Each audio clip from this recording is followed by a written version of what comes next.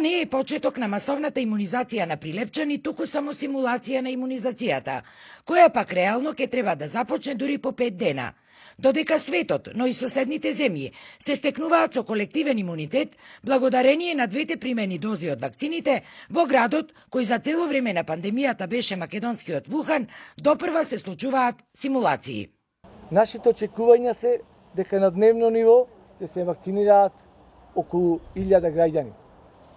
Во таа насока, денеска бевме сведоци и на симулација на процесот на вакцинација во спортската сала, која се спроведе со цел финална подготовка на стручните медицински тимови и другите помошни служби. Пунктот е подготвен од секој аспект. Очекувам дека ќе има зголемен интерес од страна на граѓаните и покрај тоа што беше имунизација во соседните градови Битола и Кавадарци, се е подготвено освен вакцините. Значи, согласно протоколот, вакцините ќе стигнат во понеделник, за да можат правилно да бидат чувани и да бидат поставени на граѓаните.